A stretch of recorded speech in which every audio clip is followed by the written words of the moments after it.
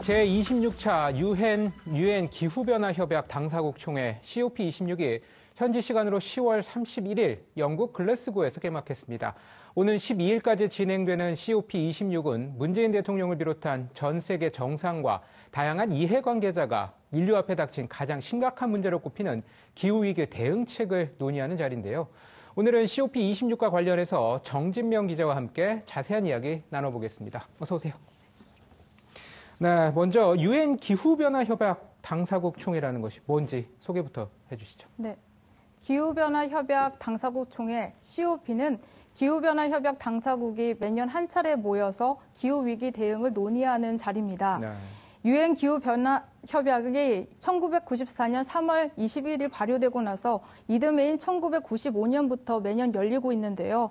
지난해 코로나19로 한 해 건너뛰면서 올해 COP26이 됐습니다. 네.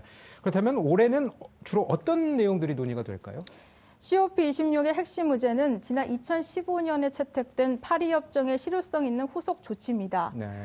당시 프랑스 파리에서 열린 COP21에서 각국 정상들은 온실가스 배출량을 단계적으로 줄여 평균 지구 표면 온도를 산업화 이전인 13.8도보다 2도 이상 오르지 않도록 하자고 약속을 했었는데요. 네. 지난 2018년 유엔 산하 기후변화에 관한 정부 간 협의체 IPCC 제48차 총회에서 전문가 대부분은 파리협정의 목표 2도로는 기후위기를 막을 수 없다라고 하면서 1.5도의 새로운 목표를 제안했습니다. 이번 COP26에서는 평균 지구 표면 온도가 산업화 이전보다 1.5도 이상 오르는 것을 막는 것이 각국의 정책이 발표될 예정입니다. 네. 이미 지구 표면 온도는 산업화 이전보다 1.09도 올랐고요. 약 14.89도입니다. 마지노선 1.5도에서 약 0.4일 남은 셈인데요. 급박한 상황입니다. 네, 우리나라도 이제 기후 위기 대응을 위해서 여러 가지 이제 정책들을 마련하고 시행을 하고 있는데 이 문재인 대통령이 COP26 정상회의에서 기조 연설을 했네요. 어떤 내용인가요? 네, 그렇습니다. 문재인 대통령은 연설의 핵심은 우리나라가 2030 국가 온실가스 감축 목표를 상향해 2018년보다 40% 이상 온실가스를 감축하겠다는 건데요. 네. 2019년도에 2017년보다 24.4% 감축했다라고 발표한 것보다 목표치를 높인 겁니다. 하지만 과연 이 목표치를 달성할 수 있을지는 의문입니다. 이 목표를 달성하려면 매년 4.1%씩 온실가스 배출량을 줄여야 하는데요. 온실가스를 많이 배출하는 전력, 석유화학, 철강 등 이 기업의 협조 없이는 이 목표를 달성하는 것이 불가능하기 때문입니다. 네, 우리나라도 이제 국제사회의 일원으로서 기후 그 변화에 대한 책임을 공언을 하고 있잖아요. 네. 근데 우리나라가 이 기후 악당이라는 오명을 쓰고 있다고요.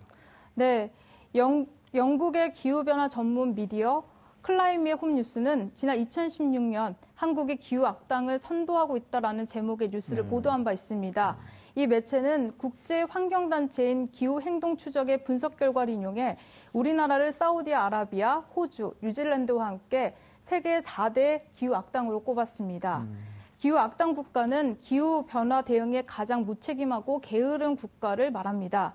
우리나라가 기후 악당으로 지목된 이유로는 1인당 온실가스 배출량의 가파른 증가나 석탄 화력발전소의 수출 재정 지원 등을 꼽을 수가 있습니다. 네, 이번 COP26에서도 바로 이 석탄이 쟁점으로 보이네요. 네, 그렇습니다. COP26 의장국인 영국 정부는 우리 정부에 전 세계 137개 국가나 도시 등이 참여하는 탈석탄 동맹을 동참할 것을 요구했습니다. 네. 탈석탄 동맹에 참여하는 국가나 도시는 오는 2030년까지 석탄 화력 발전소를 폐쇄하는 등 석탄 사용을 중단하는 것을 목표로 하고 있습니다. 한국에서는 충청남도가 2018년에 참여를 했습니다. 네. 하지만 우리 정부는 이 탈석탄 동맹을 참여하는 것을 주저하고 있습니다. 2030년까지 석탄 화력 발전소를 폐쇄하는 것은 현재로서는 불가능한데요. 기후 악당으로 불렸던 한국 정부가 국가 온실가스 감축 목표치를 높인다고 발표를 해도 국제사회가 선뜻 신뢰를 보내지 않는 것이 이런 사정이 있기 때문입니다. 그래서 정부는 COP 폐막 때까지 외교부를 중심으로 국외 감축 실적 인정을 둘러싼 실무 협의를 진행할 예정입니다. 네, 지금 국외 감축 실적 인정을 말씀을 하셨는데 이건 뭔가요? 네. 이번 COP26의 중요한 쟁점 중에 하나인데요. 네. 온실가스 감축량을 계산할 때 국외 감축 실적을 얼마나 또 어떻게 인정을 할지가 관건입니다. 네. 다시 말해서 한국 정부나 기업이 외국에서 줄인 온실가스 배출량을 국내 감축량으로 인정을 받을 수 있도록 하자는 건데요. 예를 들면 이 한국 정부나 기업이 동남아시아나 남아메리카의 국가의 열대우림을 보호하는 데 이바지를 했다고 치면요. 해당 국가 열대우림은 이산화탄소를 흡수를 해서 대기 중에 온실가스를 줄이는 데 기여를 했다 치면요. 한국 정부나 기업도 그만큼 온실가스를 감축했다라고 인정을 받는 겁니다. 우리나라는 국가 온실가스 감축 목표를 상향하면서 이런 식으로 국외에서 줄이는 온실가스량을 이산화탄소 기준으로 3,353만 톤으로 할당돼 있습니다. 네, 그런데 유럽연합은 이런 국외 감축 실적을 인정하진 않습니다.